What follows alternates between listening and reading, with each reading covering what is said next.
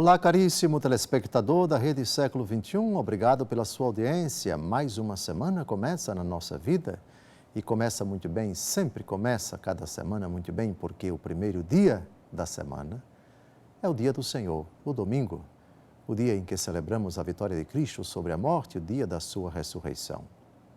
E no final da tarde desse primeiro dia, aqui estamos, para nos próximos 30 minutos, programa Luz da Vida, pela 25ª vez, debruçar-se sobre o tema das indulgências, uma das verdades esquecidas em muitos ambientes da Igreja Católica Apostólica Romana. Indulgência. Pela 25ª vez, recordemos o que é isto. É a remissão diante de Deus da pena temporal dos pecados perdoados quanto à culpa. Quando a Igreja aplica a determinadas obras os méritos de Cristo e dos santos, fazendo com que tais obras possibilitem a extirpação, o cancelamento, o apagamento, a remissão da pena dos pecados perdoados quanto à culpa. Pena esta que deve ser realizada no tempo. E quando tal pena não é realizada no tempo, ela é postergada na eternidade, na purificação final ou purgatório. Já estamos no finalzinho do nosso estudo. Esse é o penúltimo encontro que nós fazemos sobre as indulgências. E já estamos elencando as principais, as mais conhecidas obras indulgenciadas. Aqueles que as fazem, desfrutam da indulgência, seja parcial, ou seja, o cancelamento de parte da pena temporal dos pecados perdoados quanto à culpa, ou o cancelamento total. E quando se fala de cancelamento total, estamos falando de indulgência plenária. E hoje vamos dar continuidade à relação das concessões que a Igreja apresenta para os fiéis, contidas neste livro, Manual das Indulgências, Normas e Concessões, da autoria de um Papa Santo, São Paulo VI.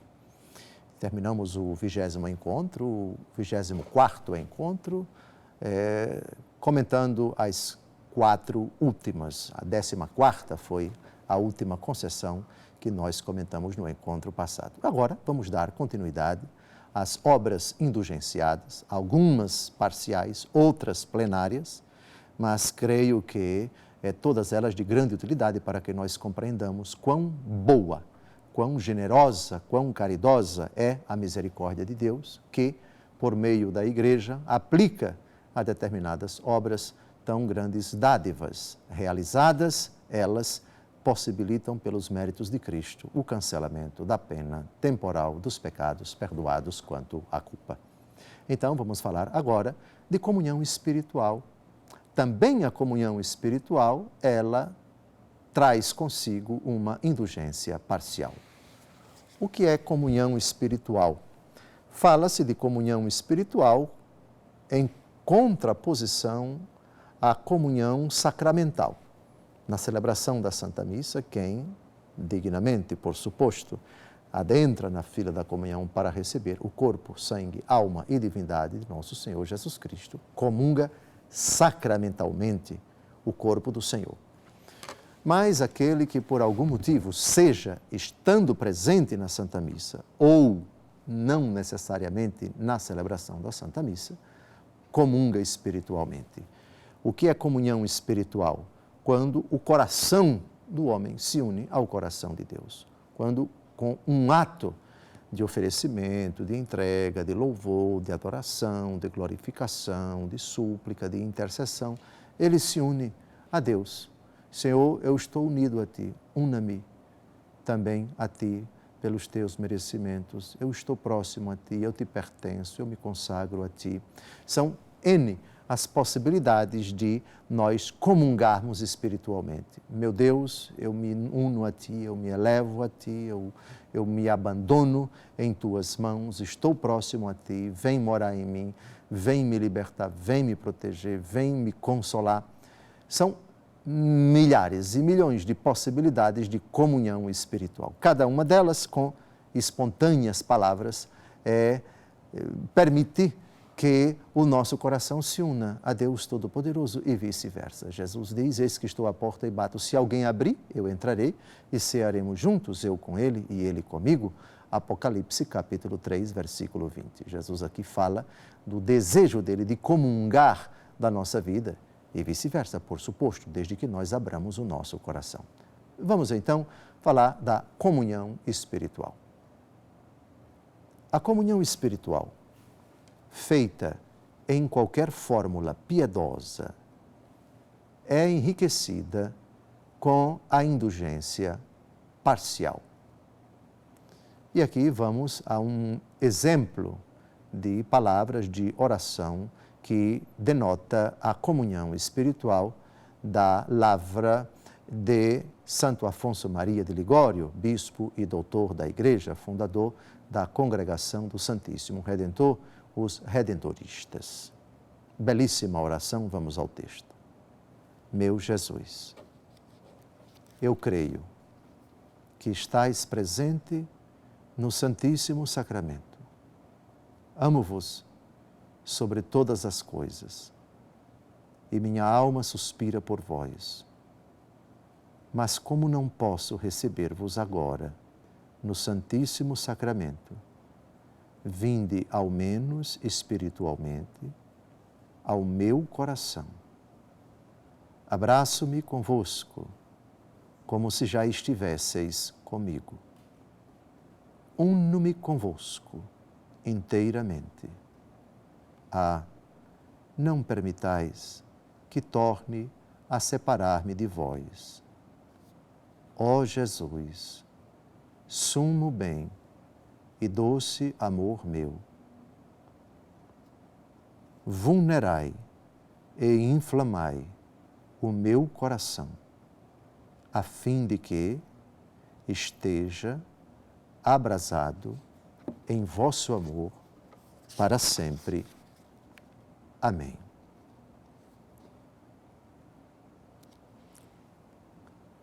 As palavras são doces demais, são belas demais, são simples e claras demais e por isso dispensam comentário.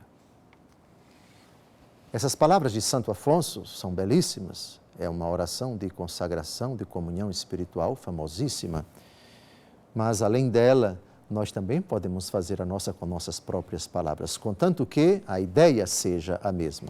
Comungar espiritualmente significa unir-se a Jesus, unir-se ao Pai, unir-se ao Espírito Santo, unir-se a Deus, a Trindade, pedir a Deus que venha unir-se ao nosso coração e vice-versa.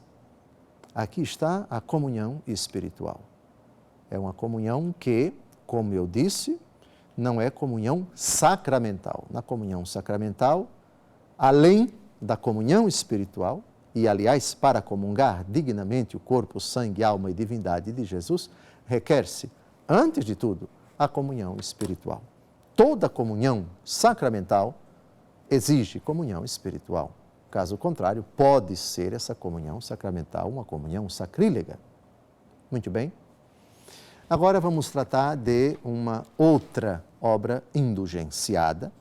Esta, eu repito a todos, quem faz a sua comunhão espiritual em qualquer fórmula piedosa, qualquer uma, não apenas esta tão bonita de Santo Afonso, alcança, é enriquecido, é favorecido com uma indulgência parcial. O credo, já falamos que também é sempre uma oração com a qual se lucra uma indulgência parcial. Não vamos falar do credo, porque já falamos em outros programas, vamos pular e vamos direto à adoração da Santa Cruz. A adoração da Santa Cruz é um rito da ação litúrgica da paixão e morte do Senhor na sexta-feira da paixão.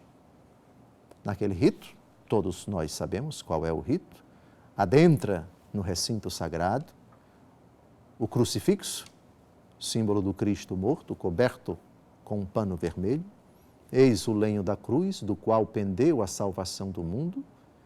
A cruz é desnuda em 3 momentos, vinde adoremos.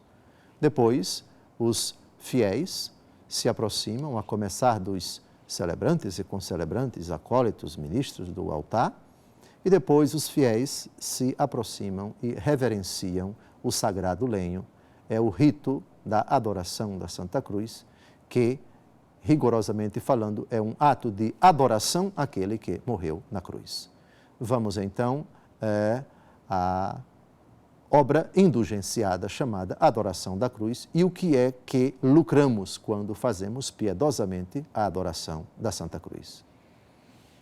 Concede-se indulgência plenária ao fiel que, na sexta-feira da paixão e morte do Senhor, toma parte piedosamente na adoração da cruz, da solene ação litúrgica. Aqui é um ato muito mais significativo, porque é uma vez por ano, é o dia em que celebramos a morte do Senhor no madeiro.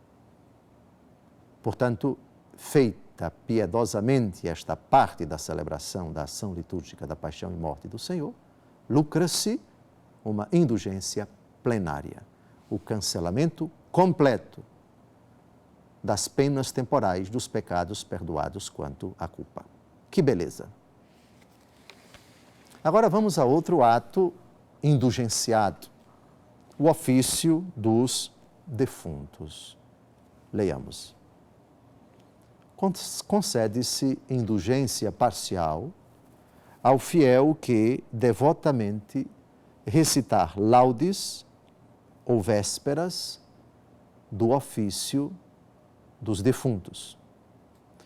O ofício dos defuntos é uma parte da liturgia das horas prevista para ser recitada não apenas no dia 2 de novembro, mas no dia em que nós celebramos uma data especial, uma missa de corpo presente, por exemplo, ou a celebração do aniversário da morte de uma pessoa, se viva ela estivesse, basta a recitação do ofício dos defuntos.